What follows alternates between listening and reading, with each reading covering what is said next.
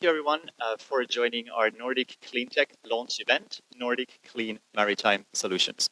My name is Niklas Karvonen. I'm Community Director at Nordic Innovation House Tokyo, and I will be your MC for today. Before we get started, just a couple of housekeeping items. Today's event is a hybrid event. We have guests here at the venue at the Norwegian Embassy in Japan, as well as members joining us online. Welcome. Our program for today will last for about 90 minutes, and our presenting languages will be in English, but we also have supporting Japanese slides available for you. Let me briefly go through our agenda for today. We will start with opening remarks from the Ambassador of Norway to Japan. Then we will have many Nordic presentations, starting from an introduction to the Nordic Innovation House Tokyo.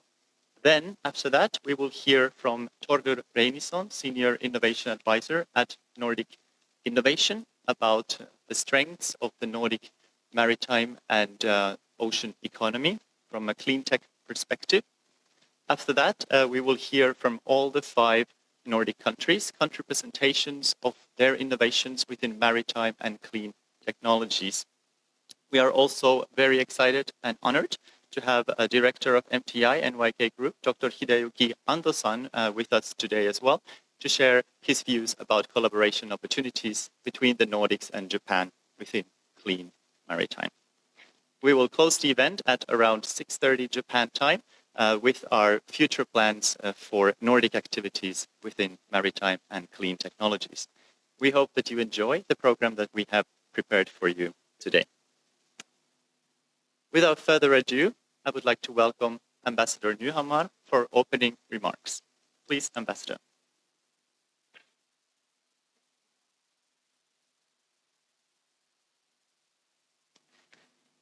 Dear friends here in the Aurora Hall and online, it is a pleasure for me to welcome you to the Norwegian Embassy in Tokyo and to this hybrid seminar on Nordic Clean Maritime Solutions.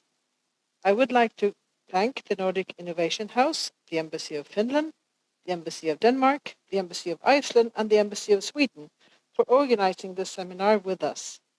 Special thanks go to Nordic Innovation and to Dr. Hideyuki Ando, Director at MTI, who will later contribute as valuable speakers in the seminar. Today's event is about the ocean. Now, the ocean is something that Norway and Japan actually share, even if our countries are far apart. Norway and Japan depend on the oceans for our food, our prosperity, our health, and for the future of our coastal communities. But today, the oceans of the world face multiple human-made threats, from climate change to ocean acidification, overfishing, and maritime pollution. A clean and healthy ocean is crucial for meeting the world's most vital needs and for achieving the UN Sustainable Development Goals. The COP26 summit in Glasgow has just come to an end. The vitally important subject of climate change was this time addressed with the backdrop of a global economy seeking to recover from COVID pandemic.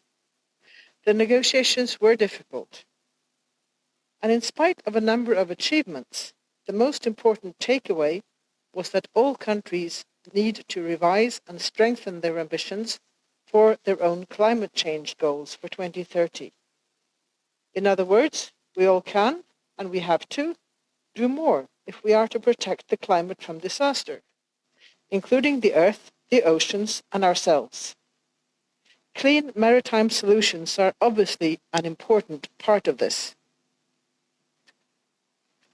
As we speak, the 100-year-old tall ship, Statsråd Lemkul, a sail ship, which started out in Norway in August, has reached the Caribbean on its way to circumnavigate the globe. After visiting North and South America, the tall ship will cross the Pacific Ocean and arrive at the Port of Yokohama from Palau in September 2022. The One Ocean expedition aims to highlight the UN Decade of Ocean Science for Sustainable Development.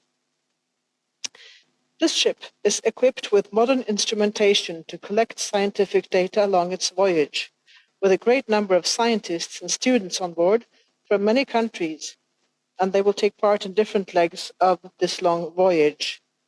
And by the way, hybrid technology contributes to reduce the ship's modest carbon emissions further by charging the ship's battery bank as it sails. As responsible maritime and seafaring nations, Norway and Japan strive for innovation and implementation of sustainable, environmentally friendly technologies and solutions in our maritime sectors. This is also reflected in our greenhouse gas emission targets for shipping.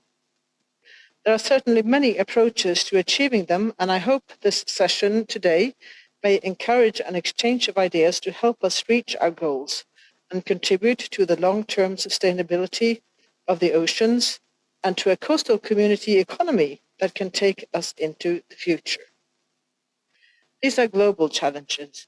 There are a number of excellent opportunities for Japan and the Nordic countries to work together, share experiences, and learn from each other. And your seminar here today is a great occasion in this respect, and I wish you the best of luck in your deliberations. Thank you very much for your attention.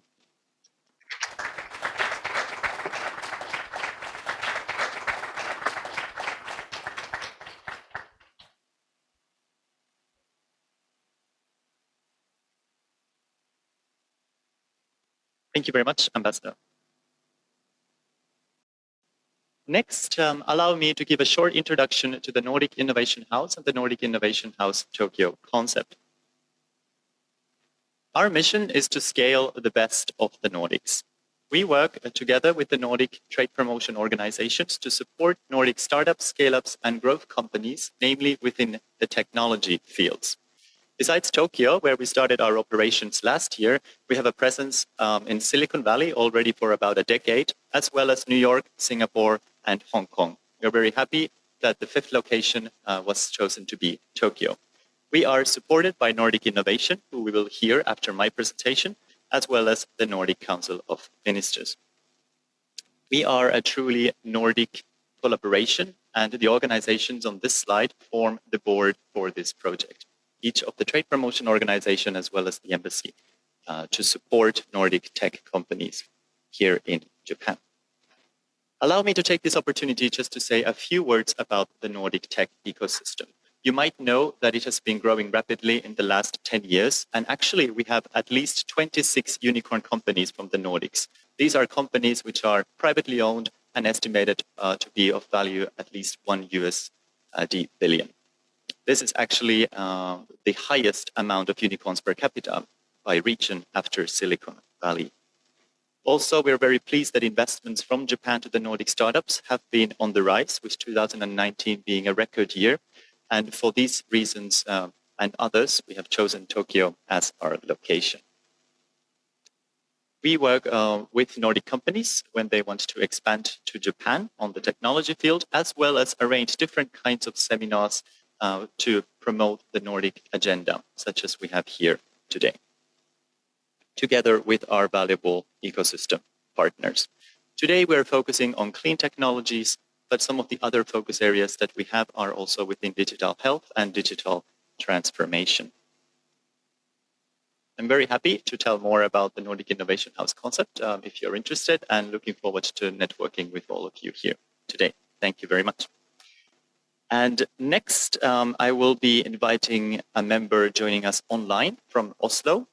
His name is Torde Ramisson, Senior Innovation Advisor from Nordic Innovation. And he will be sharing us about their recent study about the strengths within clean maritime and ocean economy in the Nordics. Just give us a second to get Torde on board.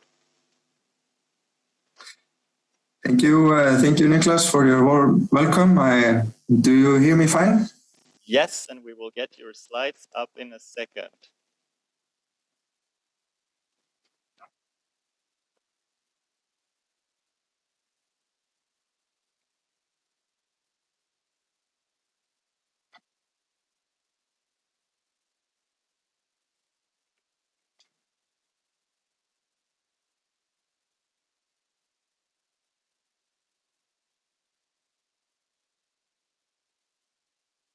Yes, thank you, Nicholas. Dear Ambassador, ladies and gentlemen, good afternoon to you, and good morning for those on this part of the ocean. I will be presenting you Nordic Clean Maritime Solutions focus at Nordic Innovation. Before we go further, I would like to just give you a short update on who we are. Well, Nordic Innovation is an organization under the Nordic Council of Ministers, so we are part of the Nordic family, as we call it, and our aim is to make the Nordic region a pioneering region for sustainable growth by promoting entrepreneurship, innovation, and competitiveness in Nordic business. And we have an annual budget of around $12 million US. We are located in Oslo, in Norway, but we represent the whole Nordic region. Everything from Greenland in the west to Finland in the east. So it's a quite a small nations in a way, but a large region.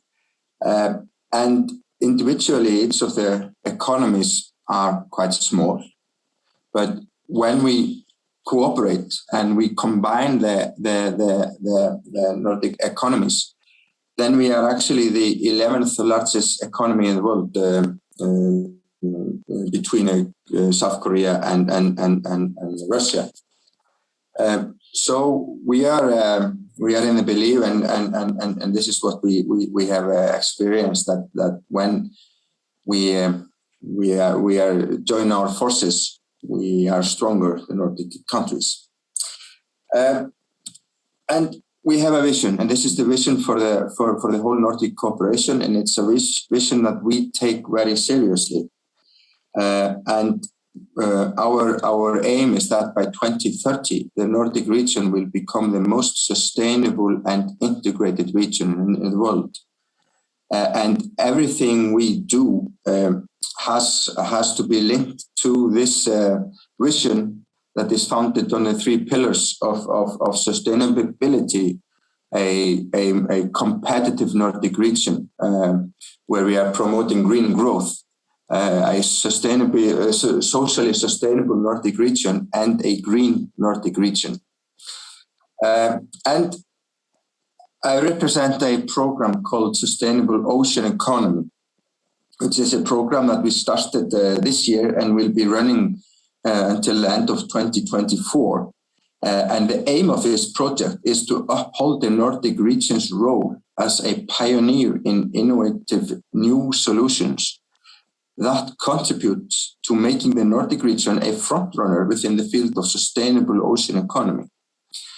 And in this program, we also aim and firmly believe that we can support and contribute to the UN Sustainable Development Goal. So you might wonder if there is a need, and just as the distinguished ambassador mentioned, the oceans are of uttermost importance. It is not only the source of all life on Earth, but it is also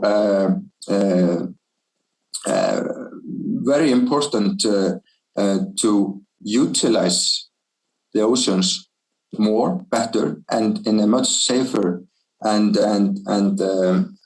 sustainable manner than we do today, because there will be no green growth without the ocean economy. And actually, the ocean economy, if you look at the economics of the ocean economy, they are huge.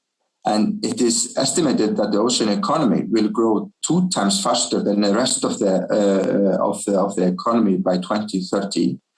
The ocean economy creates jobs for 3 billion people, and it's an enormous source of energy. And 80% of all trade are maritime, are transported via the oceans. And seafood production has doubled since 1960, and today is 4% of what we eat. But as we know, we need to be more sustainable when it comes to food production, and that is why we need to increase this proportion to 8% if we want to reach the UN Sustainable Development Goals. But at the same time, we need to preserve and take very good care of our oceans. So, in our program at Nordic Innovation, the Sustainable Ocean Economy program, we have decided to take an ecosystem approach, and this means that we define the ocean economy as an area comprising of these three dimensions: the space, surface, and subsea. And when you look at the ocean economy, you have to take this ecosystem approach, seeing as so that you get the whole picture, and especially when you're as us, when you're looking for innovative solutions and capabilities, it's very important to have this broad view, and our areas of interests in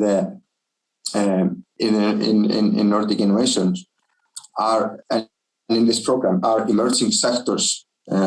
Here we define between established sectors, which are sectors that are fighting to survive, and emerging sectors, which are sectors that are new into the market. And this is here usually where you have the most groundbreaking innovative solutions emerging from.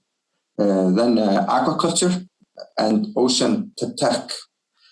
And we have been mapping out what are the strongholds of the Nordic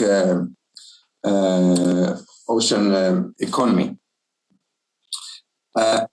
And we actually have today, or should be actually right now, publishing a report where the Nordic strongholds are assessed and mapped out.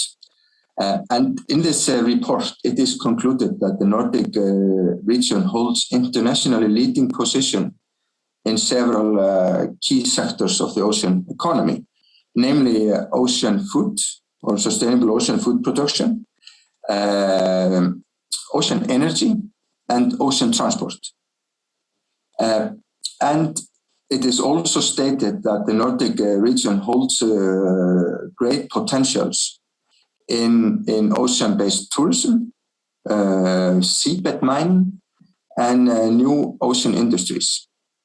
So at our program, we are at the crossroads now, because now we have sort of been going over where the possibilities are, and we see that there are great possibilities for us to continue. And so in this program of ours, we have identified these three thematic cross-cutting areas of sustainable aquaculture, maritime tech, and advanced offshore solutions, and combined with cross-cutting activities such as new applications and tech and know-hows. The Nordic region as a testbed has, in our experience and other programs, worked really as a catalyst for new innovative solutions, and ocean data and digitalization. So this is our plan for the coming years, and we are actually now defining activities where we will try to find the sweet spots, and where we can put our money to right places in a way that we have the most impact for Sustainability and Economies. So these are the 3 work packages we will be conducting for the next 3 years. This will be now in the coming weeks and months broken down to more specific actions. So it is quite interesting times in launching this new program, focusing on creating new opportunities for Nordic businesses. And I just want to end with telling you a bit how it is that we work and which programs and activities we will be funding. We do have to contribute to the overall objective, the Vision 2030 of integration and sustainability of the region. It has to have a Nordic added value. It has to make sense to do this cross-border. And we need participation from at least 3 Nordic countries.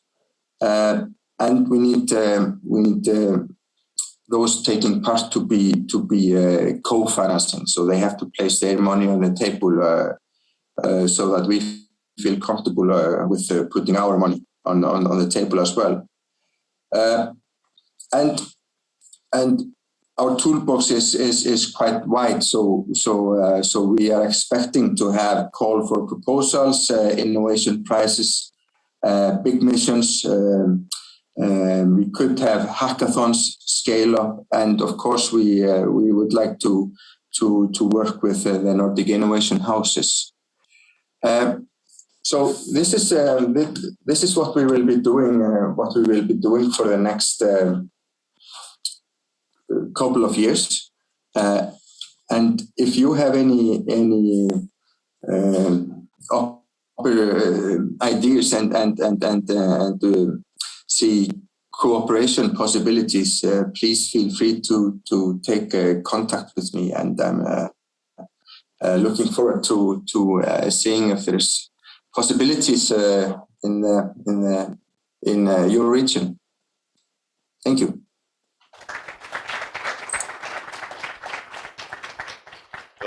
This is better, but I think hopefully my voice will reach even without the microphone. Next, we will have all the 5 country presentations coming up. Each of the 5 Nordic countries will share their solutions within clean maritime and other clean sectors as well. And we will start with Innovation Norway, Senior Market Advisor, Mikael Berg. Thank you. Just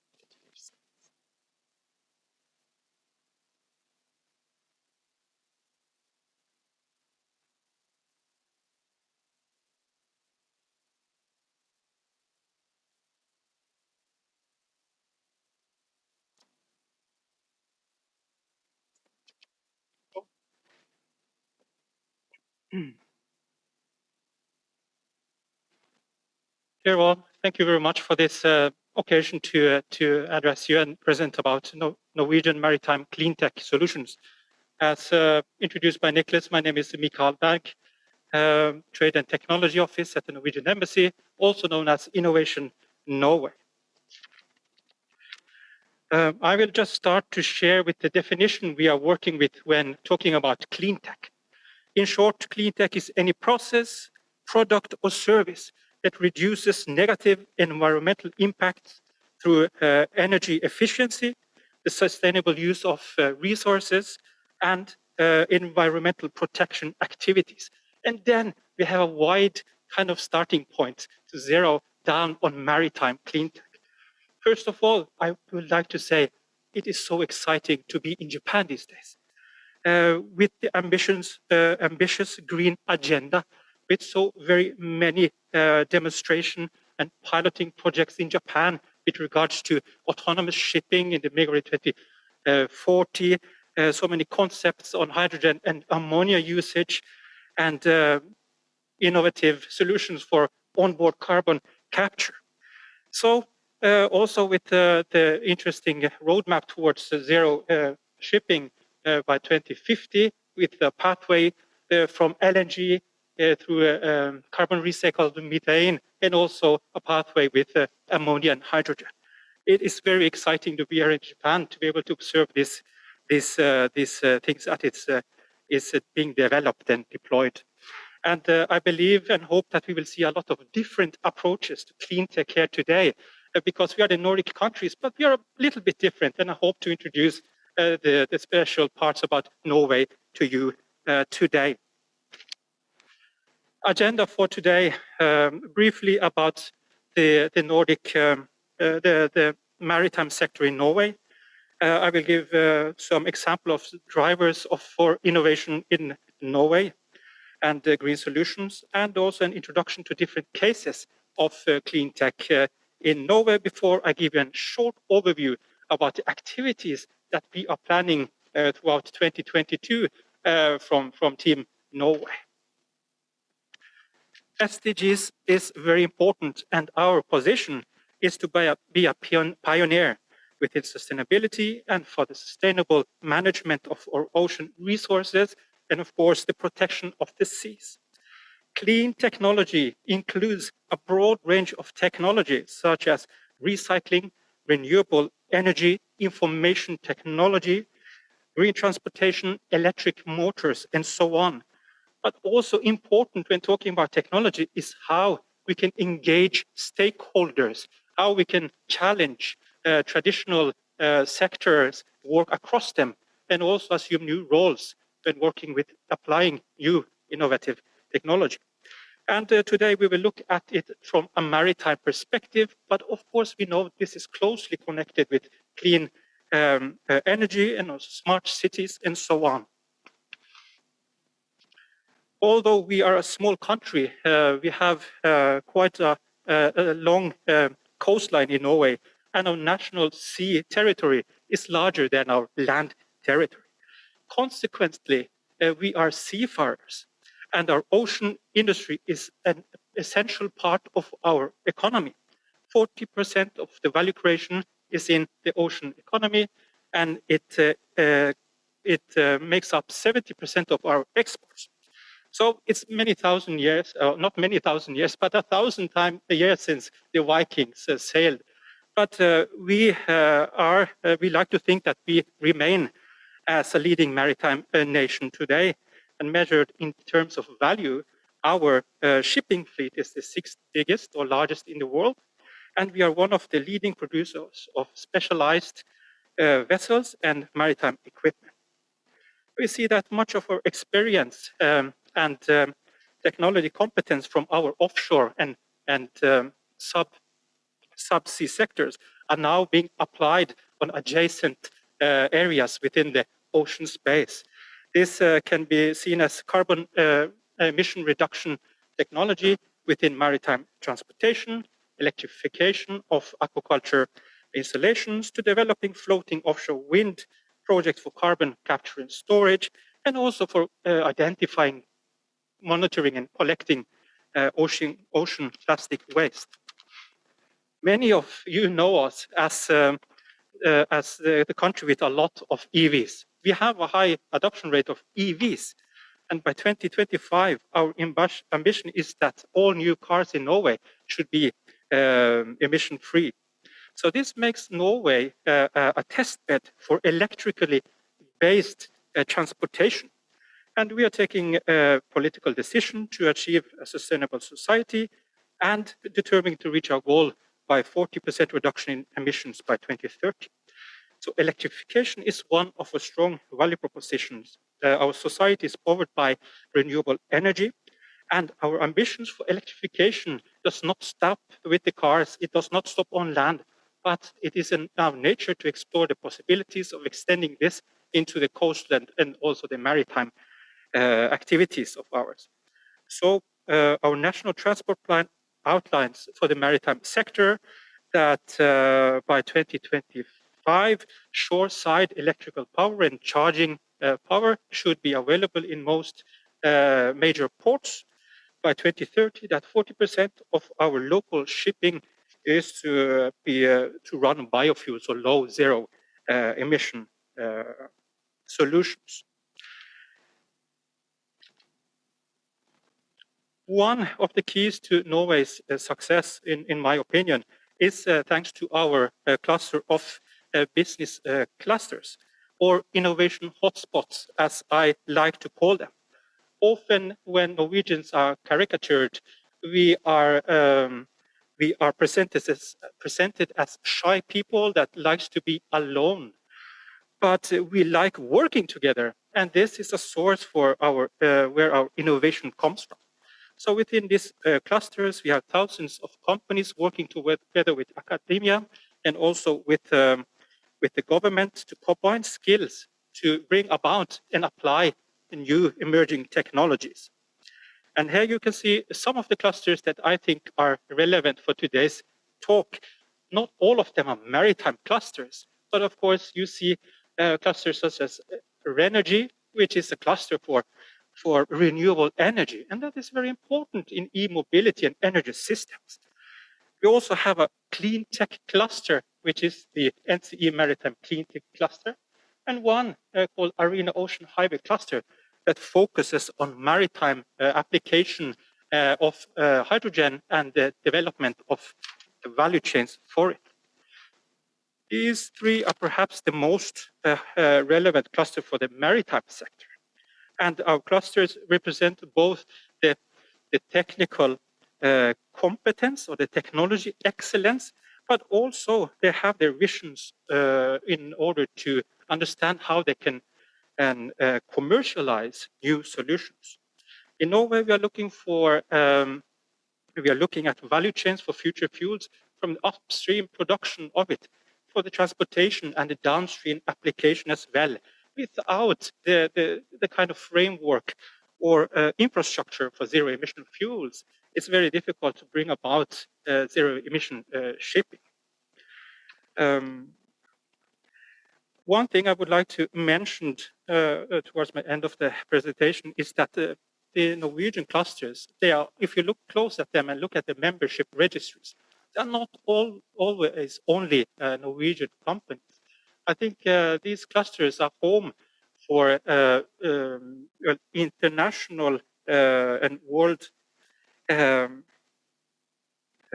top solution providers from around the world. So I think the cluster approach is a very inclusive way to approach co-creation with the leading solution providers from around the world. And of course, there are also Japanese members of these clusters as well.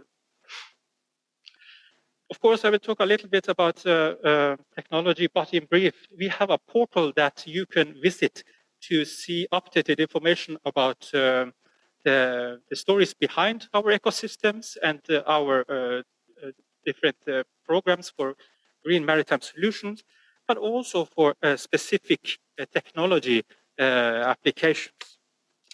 Some of our articles are also available in Japanese because we think they might be a match with what is going on in Japan. You find solutions when it comes to LNG and the application of LNG, which is also actual today.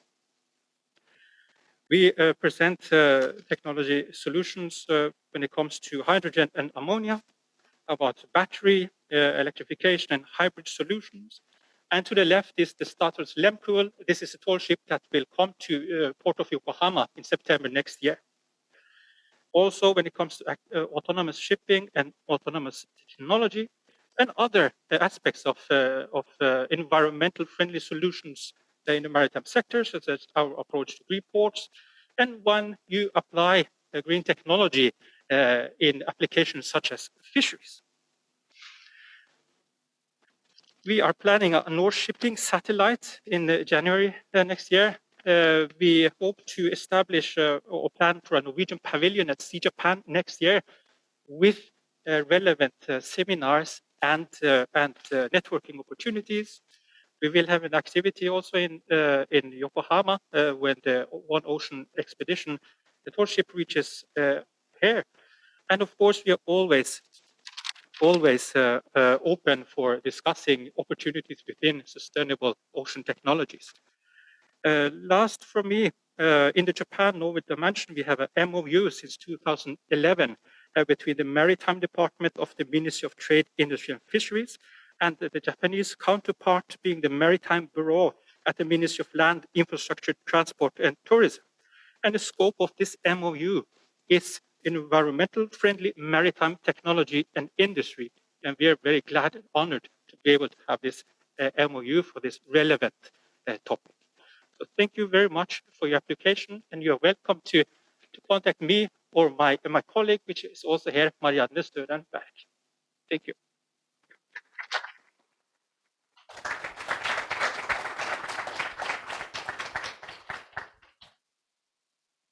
Thank you very much, Mikael, for your presentation. Then let us move on to the next one. It's my honor to introduce from the Royal Danish Embassy, senior expert Sune Strøm.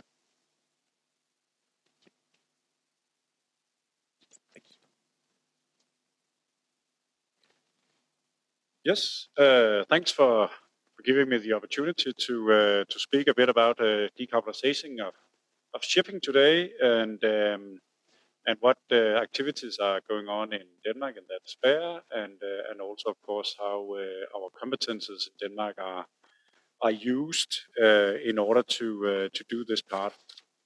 First of all, I think I'll just do a little bit of background here.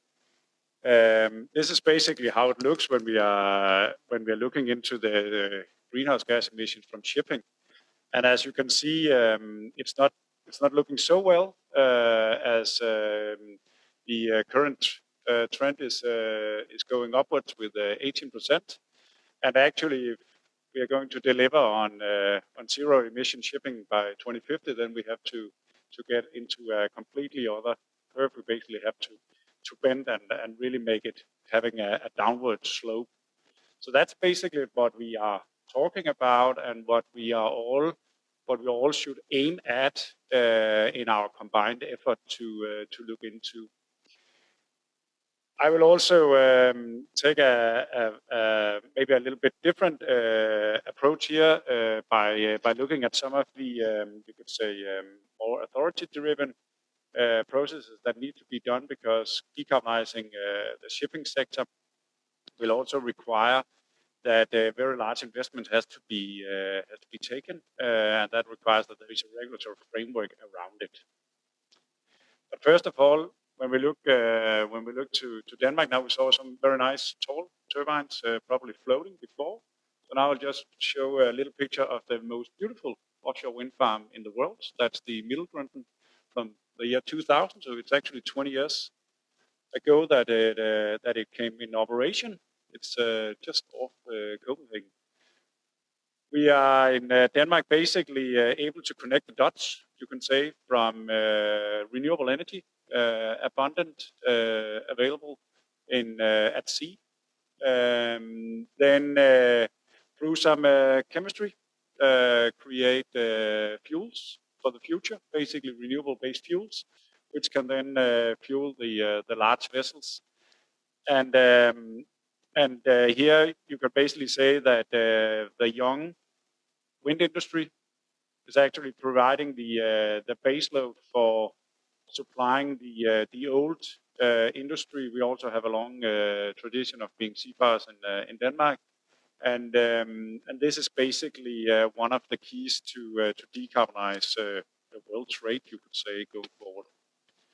So how do we do this? Doing alone? That's probably that can always be fun, but it will take a long time. On the authority level, Denmark is together with Norway and the US co-leading the UN mission innovation on zero emission shipping, and within this, they have set the target to find ways. So 5% of the global deep sea fleet can be fueled by renewable like zero emission fuels by 2030. Basically, to get things happening, to get things started, to see it move. Because if we wait until mid-30s or 40s before we do this, then we do not have the time to react before 2050. And then there's also another concrete target of having 200 ships primarily using zero-emission fuels when they go on the deep oceans. Then what should come out of this is basically that that these ships will be developed, these new types of vessel, new types of engine technologies, and so on. And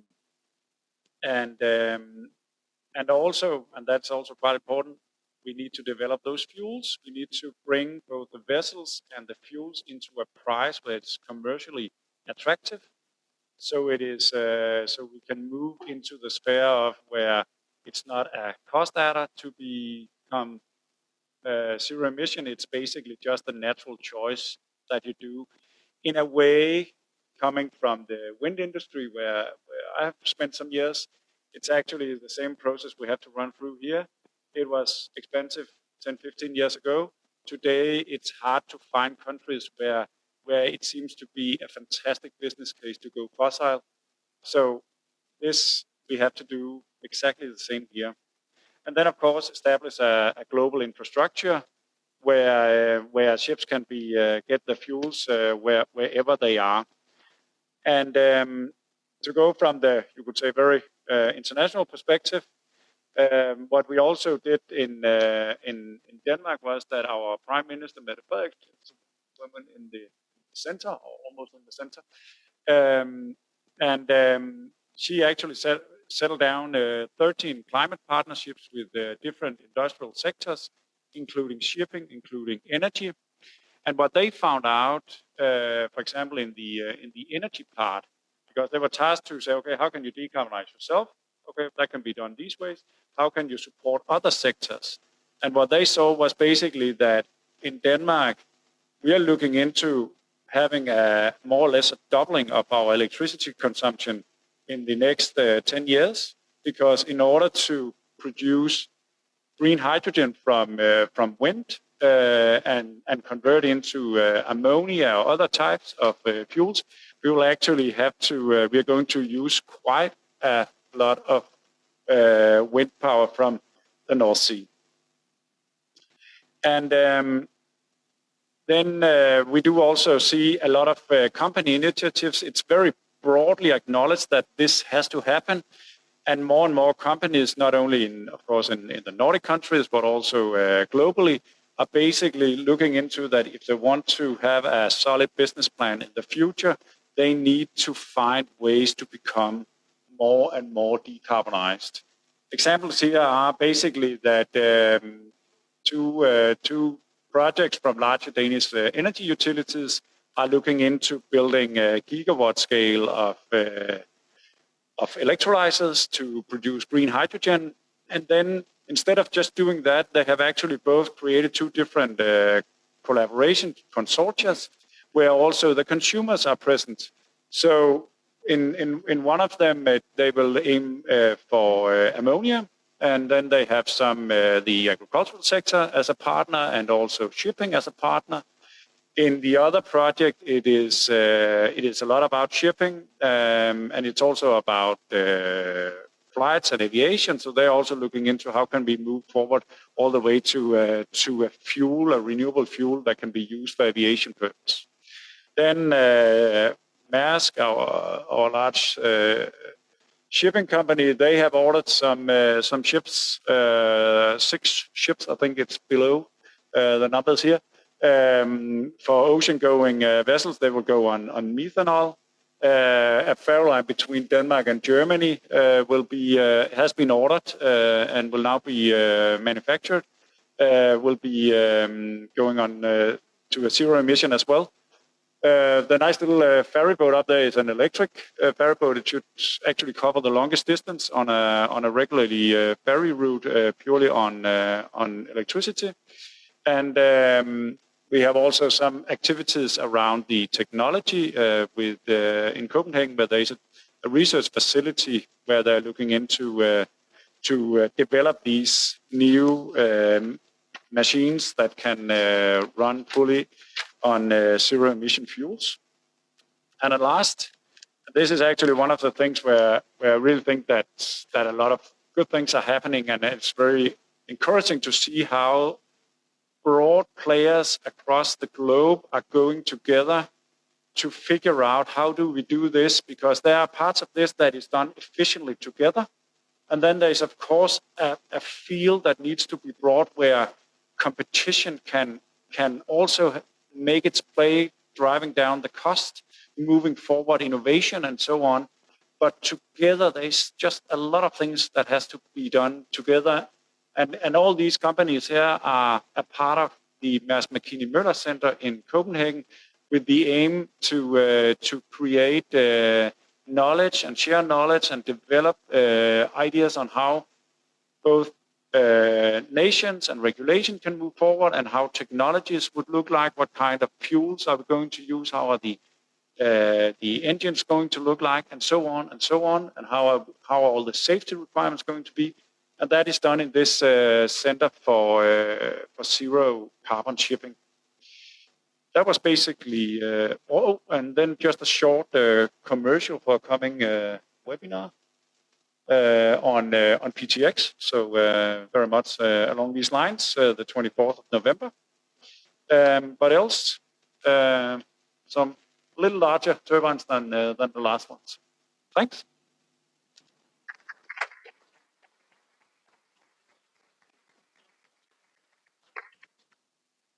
Very much, Sune, for your presentation, and we'll include the link to the seminar in the thank you mails that we will send after the event. Next, from Business Iceland, I would like to introduce Trade Representative Halldór Ólafsson.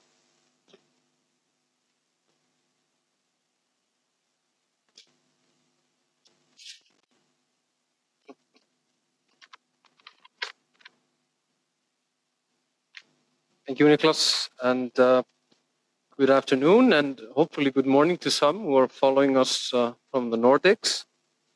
As Niklas mentioned, my name is Halldór Ólafsson from the Embassy of Iceland here in Japan, representing Business Iceland.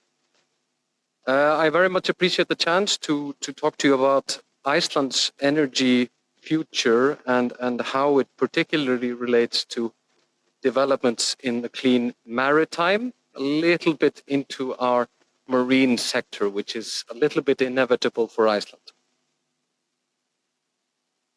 Now, Iceland has relatively recently adopted a new energy policy, a comprehensive policy that will follow through to 2050, and we call it the Sustainable Energy Future.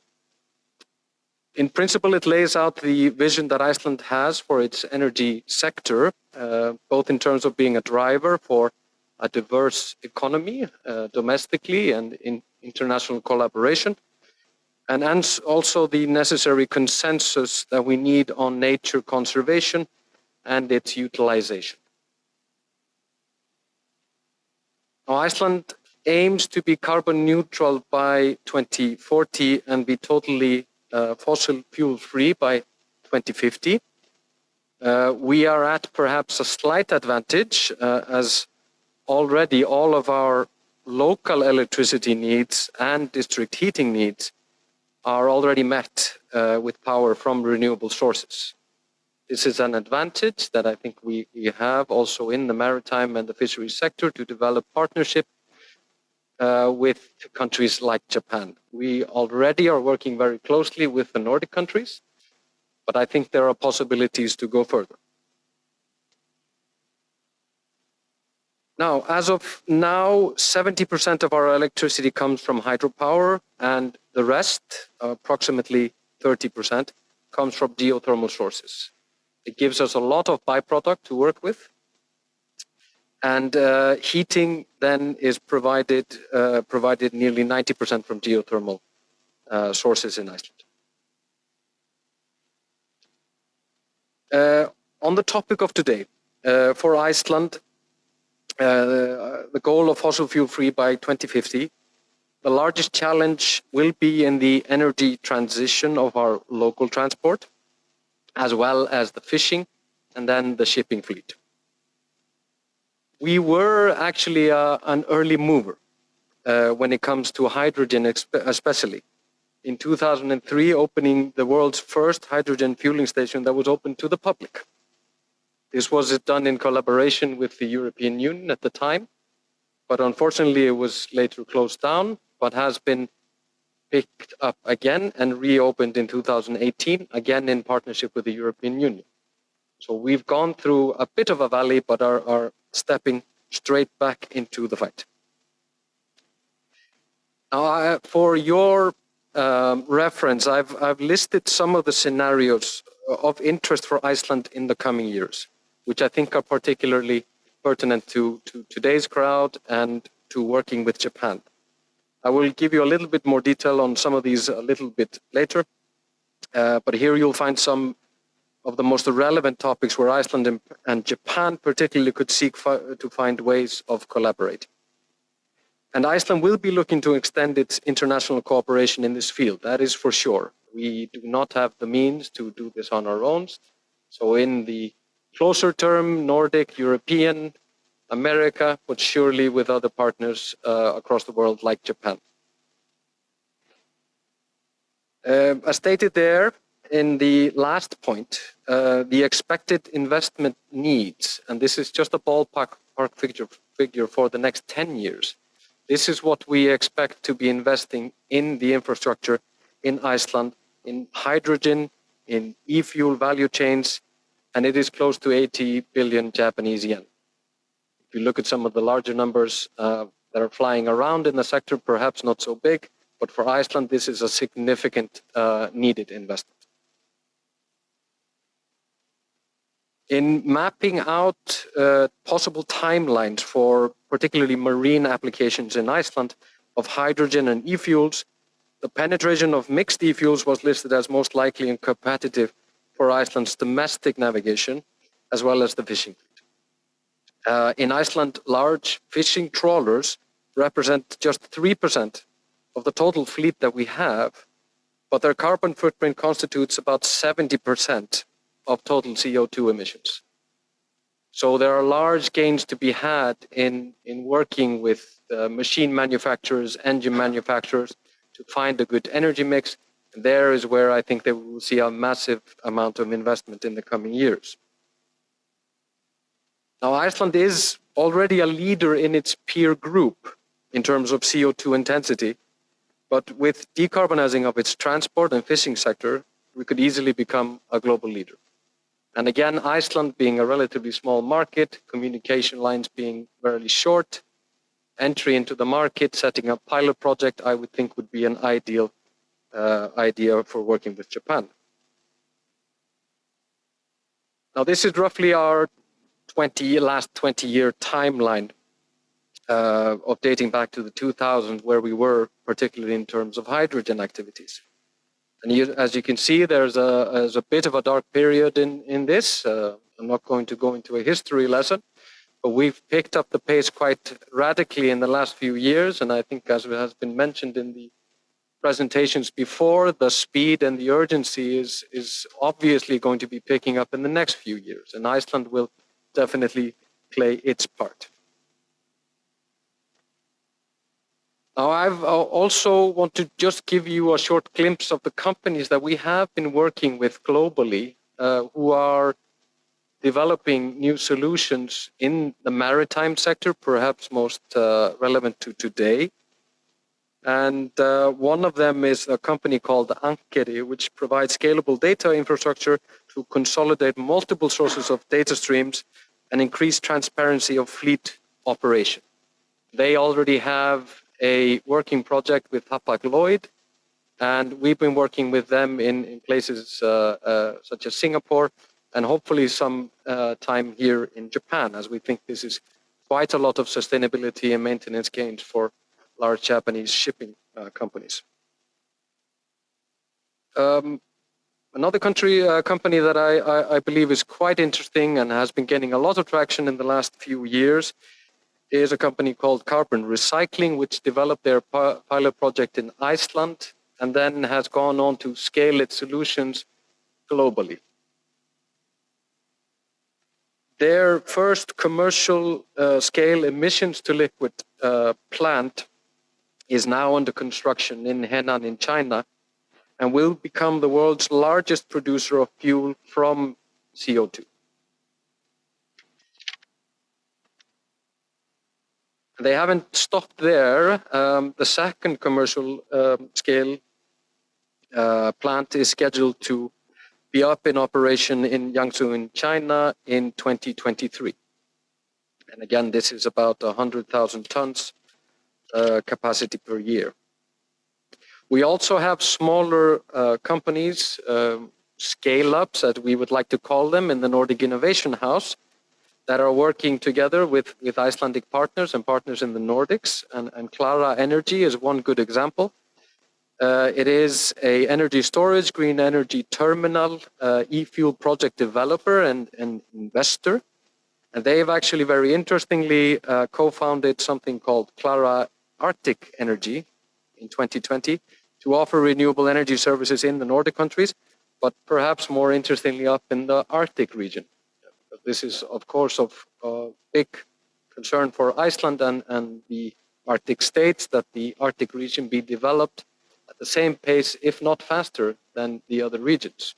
We will see more climate warming in the Arctic region than we will do in many other places.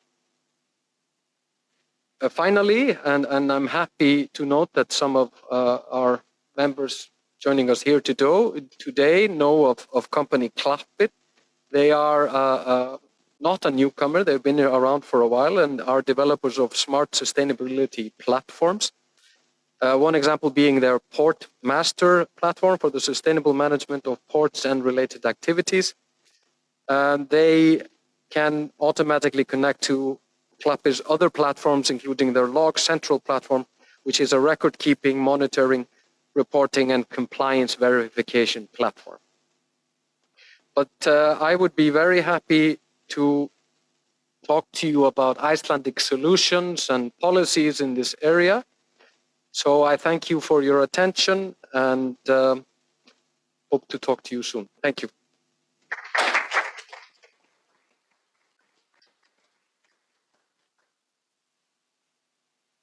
Thank you very much, Haldur, for your presentation and the interesting company examples as well. Next, we have two more countries to go. I would like to introduce from Business Sweden, Project Manager Karl Norsten.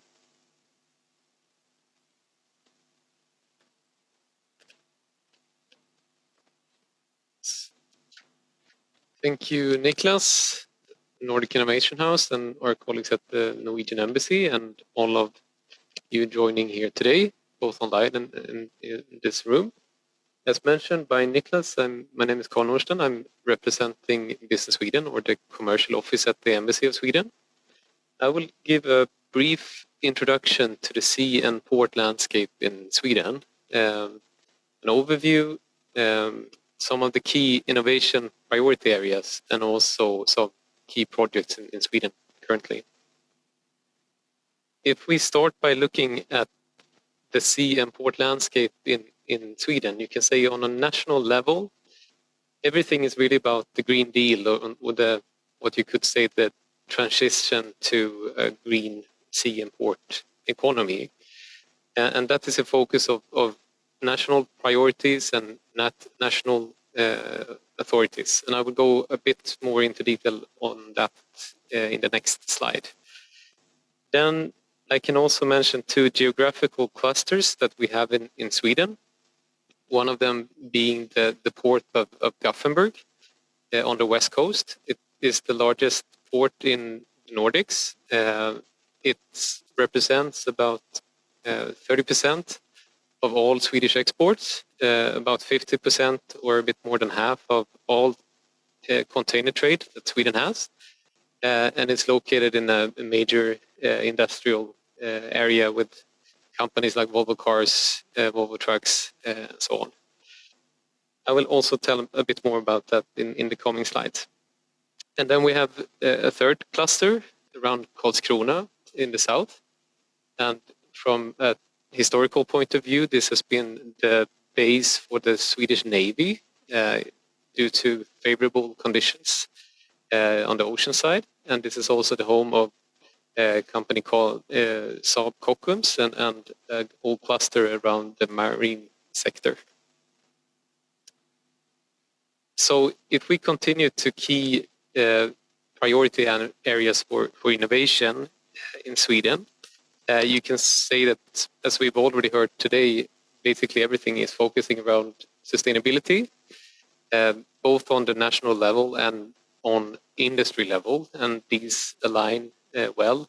You can say that from the Swedish industry side, the Industry Association Swedship, they have 5 different areas that they are in their focus, everything from marine construction and technology, marine fuels, digitalization, automation, logistics systems, as well as knowledge and competence supplying these areas. And you can say that they align well with the industry prioritization areas from a national perspective, and the kind of different areas, thematic areas that you have in Sweden, focusing on sustainability and electrification, everything from electrification of vessels, reduced emissions and improved performance. Also, next generation maritime traffic management systems, both for civil and military use. And also the next generation of port infrastructure and how all these different components align. So I will go into some specific examples of key projects in Sweden. And the ones mentioned on these slides are focusing on the Port of Gothenburg. And the Port of Gothenburg has, together with industrial partners, committed to reduce emissions by 70% until 2030. So this is really an industry-driven initiative, together with Volvo, together with Scania, the Port of Gothenburg, and also operators like Stena. This is really a holistic project trying to look at sustainability both on the sea transportation, land transportation, and how everything is operating in the port, and puts a lot of challenges on the different aspects of this transition. And if you look at the port, you have about 70 trains per day arriving to the port, which is also putting pressure on having an infrastructure that can handle that. A second thing I can mention is the shoreside power system installation that is being implemented in the port, with the potential to reduce CO2 emissions by 650 tons per year, starting this year. And I can also mention here on the right-hand lower side, we have the Stena line Electra ship, planned to start operating in 24 by 2030, operating between Sweden and Denmark, and it's a fully electric ship. I can also just mention one more company, and specifically when it comes to solutions for the transition to safe and sustainable ports. We have a company called Covotech with automated mooring solutions for safe and efficient mooring, and also a solution when it comes to shore power and electrification of ports, which will be necessary going into the future. So I will stop with that very brief overview. We would be very happy to discuss with you and look forward to closer collaboration with between Sweden and Japan. And I have some colleagues with me here today. So looking forward to talk to you. And this is Port of Gothenburg. Thank you.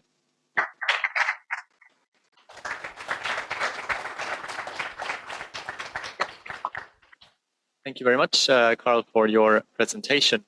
Next, we have the final Nordic country presentation from Business Finland, Senior Advisor Koichi Tanaka-san.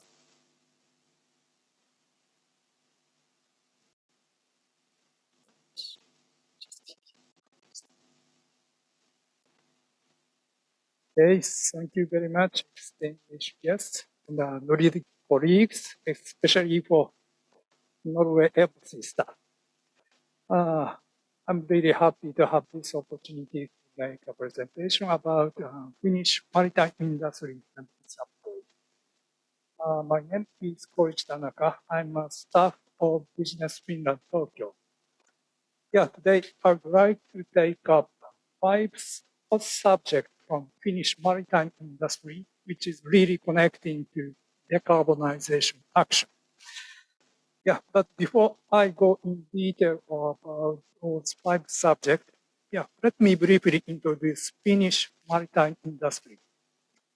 The maritime industry is one of the very large industrial segment of Finland, and we have very, very large subcontractor network with more than 1,000 suppliers. And our competence in maritime industry ranges from such technology like ice technology, including icebreaker, to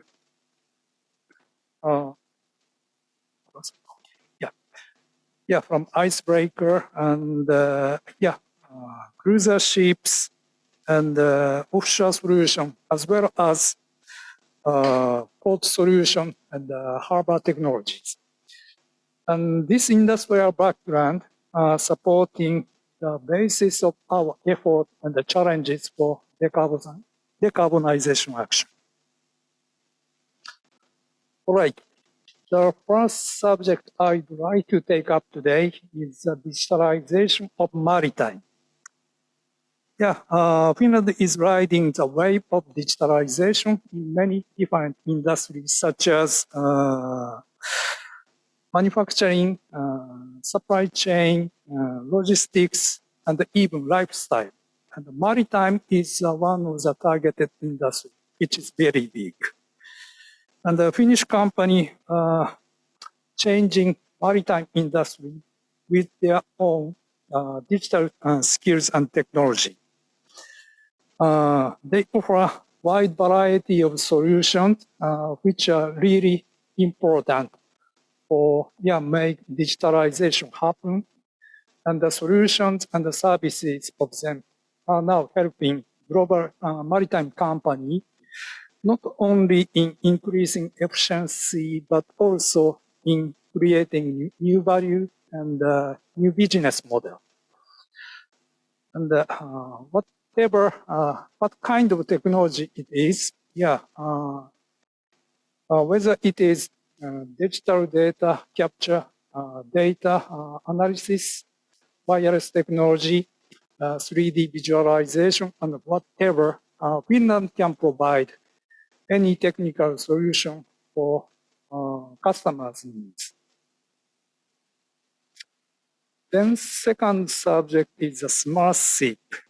The message here is the future of the sea is intelligent. Finland is working on the development of smart ships, intelligent solution, and sustainable maritime operation for the future. And by applying digital technology, we are able to raise the level of the safety in the maritime operation, as well as support sustainable transportation at the sea. By the way, Finland is a kind of forerunner of digital solution development. And we are really competent in technology like AI, artificial intelligence, and the sensor devices and the wireless technologies. And those Finnish companies in those segments have enough expertise and competence, proven track record to bring about changes for the sustainable, safer, and more intelligent maritime operation. Right then, about autonomous ships. In terms of the digital application, Finland is also have the world first autonomous maritime ecosystem called 1C. And this world famous ecosystem just illustrates the status of Finland as a leading country in autonomous and remote-controlled ship, which are really key issue in the future maritime industry. And transformation toward autonomous ship will definitely increase the overall efficiency and safety of maritime operation. And therefore, many global level companies have decided to locate their research and development activity relating to autonomous ship here in Finland. And we have quite many startups relating to autonomous ship in Finland, and they have already built kind of ecosystem or innovation cluster, which is usable for every customer for Finland. All right, then fourth subject is icebreaker. Yeah, as you might know, Finland is a global leader of ice technology, and we are the only nation in the world to provide ice-proven products and services. And yeah, our unique value chain in the ice technology covers, for instance, research and development, solution, ship design, engineering, building operation, project management, and life cycle service support. And consequently, Finland and the Finnish company have designed almost 80% of world icebreakers, and among 60% among them are built in Finnish shipyard. Right. At last, but not least, the fifth subject is a suggestion to invest in Finland. Yeah, Finnish shipbuilding industry, together with innovation, reliability, and smart solution, we are able to offer the best expertise for sustainable operation and sustainable sea transportation. Finland has built quite many varieties of ships, from quite large and luxury cruise ships, ferry boats, to ice-going vessels. And again, Finland has quite very large-scale supply chain in the world. So foreign investors are now quite active in investing to Finnish shipyard as well as other companies in maritime segment. And by investing in Finland, yeah, you can get skilled ship design and maritime engineering together with digital savvy workforce at the same time. Right. And this slide just illustrates the very part of list of the company in Finnish maritime segment. Yeah, I can share the full document later on, so please contact me. My contact information is here. I think time is up. I will stop my presentation here. Thank you very much for listening.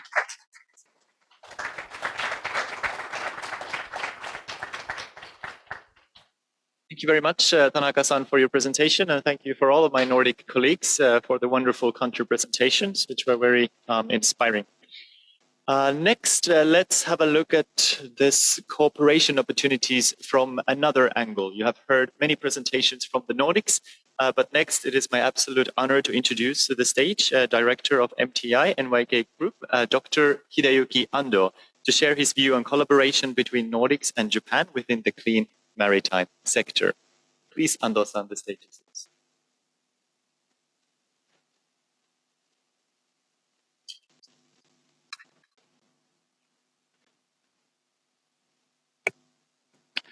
Thank you very much, Nicholas, for your kind introduction. Good afternoon.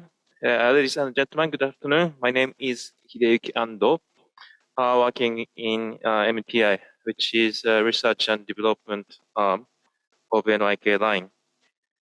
Thank you very much for giving me this opportunity to make a speech today. Since I was asked to give a speech, I accepted without hesitation, but I was somewhat puzzled because I never thought that I would be the only speaker from Japan. But since I accepted the kind of invitation, so I would like to share my personal view as a researcher in a private company. And I would like to give a talk titled Collaboration between Nordic and Japanese companies in Cleantech Maritime Solutions. On a personal note, since I started my career in the maritime industry more than 20 years ago, working at the shipyard, I have had the pleasure of working with many Nordic companies in a variety of ways. And I believe that the collaboration between Japan and Nordic companies is complementary each other, and that we are reliable partners and friends. I have many good memories of visiting my Scandinavian friends at their home parties, and also at their visiting my home in Tokyo. And I think it is because of my such a positive attitude towards Nordic countries that I have been asked to give this today's opportunity. Yes, today I would like to talk about some of the approaches to clean tech maritime solutions. Although many of them overlap with each other nation's embassy's presentation, but I'd like to touch upon some of the subjects. First of all, I think that alternative fuels, renewable energy, and emissions are the ones that attract the most attention now. And I think this will be the driver of the various efforts being made to decarbonize energy. Secondly, new energy sources such as ammonia and hydrogen have low energy density per volume, so energy saving performance and energy saving operation of ships will become even more important in order to keep cargo space and also endurance, cruise distance of conventional ships as low as possible. Electrification is one of the key method that should be utilized for this purpose. New fuels can be toxic, so safety and risk management are also very important. Digitalization is also a key technology throughout the entire product life cycle of design, development, and operation. Also, fuel supply and bunkering are essential. Standardization of hardware and software and life cycle assessment, supply chain, including shippers, and legislation and regulation and resulting innovation will also be very much highly coupled. Unlike conventional shipping, we already have to deal with a variety of uncertainties and challenges. So co-creation will be essential for future initiatives and research and development. As I have mentioned here, we need to tackle a variety of research and development issues in collaboration with various partners. This is where values such as trust, fairness, expertise, leadership, social mind, and shared process become more important. I believe that this kind of collaboration is rooted in the cultural background of Japan, and also believe that the Nordic countries also share some of the similar culture. It is usually said that as the number of members, collaboration partners increases, productivity may decrease due to the coordination loss. And that is required for collaboration. But I think it is necessary to pursue highly productive collaboration by utilizing digitalization technologies. Now, I would like to introduce some of examples of initiatives that we have been working on with Nordic companies. Firstly, this is one example called NYK Super EcoShip 2050 that we worked on with the Finnish company, Elomatic engineering company. This is a conceptual design for a future zero-emission ship. Currently, we are also working on a new ammonia-ready LNG fuel ship with Elomatic. The next is the joint industry project. I borrow the image from DNB. This is a joint industry project on simulation platform, which is the key to how to achieve safety in future advanced and complex system, such as a autonomous ship. And during the product life cycle of design, development, and operation, simulation and co-simulation will play key important role. This project was initiated in Norway by DNV, Kongsberg, Sintef Ocean, and NTNU. And we also participated in the joint industry project. In the future, model-based development using such simulation platform will be very important for greenhouse gas emission reduction and the development of autonomous ship. The third example I would like to mention is connected ship. This is an example of ISO standard for ship IoT that Japan has taken the initiative in working with Norway, especially with DNB, which is an initiative for ship IoT using satellite communications. In addition, we are currently working with another Norwegian company called Dialog on data communication, ship-shore data communication. We believe that data collected from ships will play a very important role in safety and in environment and in terms of business aspects and also for their emission. And this is my last slide, but as we work on clean tech solutions, we believe that, again, simulations and the data sharing will become increasingly important. Simulation and data sharing will become more and more important in consensus building, business decision making, and ship design, ship construction, and ship operations. I hope that in the next coming years, various activities will be discussed between Scandinavian and Nordic countries and Japan, and the name of clean tech solutions, and that concrete projects will be developed.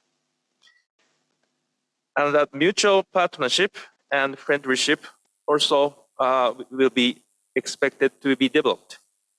And that these will play an important role in driving the clean maritime industry globally. So this concludes my speech. Thank you very much for your attention.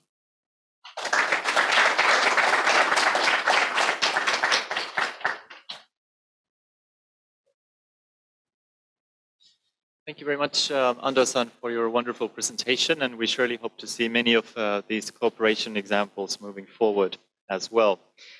We are reaching towards the end of our agenda for today. The last slide that I have to show is just our preliminary Nordic plans for cleantech activities moving forward. Today, we have presented many opportunities, projects, and technologies from the Nordics. However, in the beginning of next year, we would like to do the same towards the Nordic audience. We would like to know what are the projects, what are the innovations and technologies that Japanese companies and counterparts are interested in, and what are the inspirational cases from Japan that we can share towards our Nordic audience. So this is also an open invitation to collaborate with us. If you're interested in sharing or giving your ideas into topics that might be interesting towards our Nordic audience, we would love to hear from you. We would love to invite you also to our event towards the beginning of next year. Many times already mentioned here today, See Japan. There will be country-specific activities, but we will also have coordinated Nordic activities. We hope that we are also able to invite many companies over in See Japan, April 2022. Besides maritime and the ocean economy, we will also have a focus on decarbonized energy solutions, which are, of course, also related to today's topic. We know that there is plenty of interest in the Nordic ecosystems within green energy, battery, energy storage solutions, fuel cells, etc. And we would also like to highlight these projects and opportunities towards the Japanese audience, as well as keeping an eye on the World Smart Energy Week. Besides these activities and the country-specific activities, please also use this opportunity to get to know the representatives from the trade promotion organizations for other communications and introductions to companies, also one-by-one cases. But without further ado, I would like to conclude our event here for today. The members who are joining us online, thank you very much for being with us, and you will receive thank you email with all these links, information, invitations to next events, Nordic Innovations new report on sustainable ocean economy, etc. Thank you very much for joining us online. And those of you who are with us here at the venue, we hope that you have some time for networking as well. We are still under the COVID-19 restrictions, which means that we will have limited refreshments that we're able to provide today, but we will have some warm coffee as well as water for you. And I would also like to ask you to use the outside space that we have also available on the first floor, and we will then clear the chairs from here, so we have a bit more space to network here on the ground level as well. But please do also use the outside sector as well. And we will have time until latest 8 p.m. Here at the venue. Thank you all. Thank you all to all the presenters. Thank you, Ando-san, and thank you to our Nordic colleagues for the wonderful presentations. And we look forward to continuing these discussions with you. Thank you very much. どうもありがとうございました。